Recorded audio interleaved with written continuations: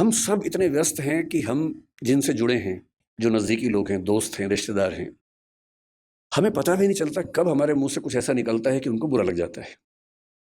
ये भी हो सकता है कि हमारी नीयत एकदम ठीक रही हो, हमने सोच समझ के ना ही बोला हो, पर किसी खास कॉन्टेक्स्ट में किसी खास व्यक्ति ने मेरी किस बात को किस रूप में लिया, ये तो मुझे नहीं पता। कई बार ऐसा होता है कि मैंने अपनी ओर से कुछ गलत नहीं किया, पर सामने वाला मुझसे नाराज़ है, मुँह फुला के बैठा है। मुझे पता भी नहीं है, पता हो तो मैं उससे माफ़ी माँग भी लूँ, मुझे पता ही नहीं है। वो कहेगा भी नहीं, उसका भी गुरूर है, सम्मान है, आत्मसम्मान है, कैसे कहे?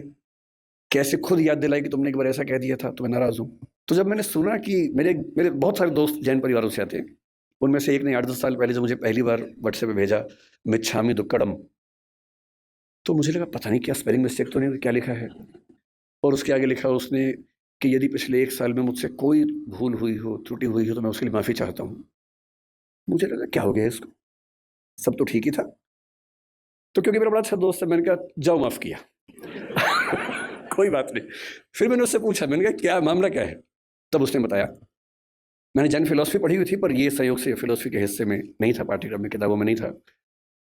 तो जब मैंने सुना कि साल में एक ऐसा दिन है जब आपको बिना किसी वजह के माफ़ी माँग लेनी है, कि शायद कोई गलती हुई हो। नहीं भी हुई तो हम एज़्यूम कर लेते हैं कि गलती हुई होगी और मुझे माफ़ कर दो भाई। मुझे लगा कि किसी समाज के रिश्तों को इंटैक्ट रखने के लिए, बनाए रखने के लिए ये कितना सुंदर त्योहार है। उस चीज़ की माफ़ी जो शायद मुझे याद भी नहीं। और अगर सब लोग इतने विनम्र हो जाएँ, इतने हम्बल हो जाएँ, तो झगड़ा किस बात का है फिर? और अगर यही स्थिति सारे धर्मों में हो जाए, सारे देशों में हो जाए, तो फिर क्यों झगड़ा है? अगर एक बार पाकिस्तान हमसे मिच्छामी दुक्कड़म कह दे, तो दिक्कतें ही खत्म हो जाएंगी। फिर मैंने सोचा मिच्छामी दुक्कड़म कहाँ से आया? तो मैं भाषा भी मेरा विषय रहता है, तो मैं समझ गया कि प्राकृत और पाली वाला मामला होगा। जब रिसर्च की तो पता लगा प्राकृत का है। तो संस्कृत के एक शब्द या वाक्यांश से ये बना, मिथ्या में दुष्कृतम।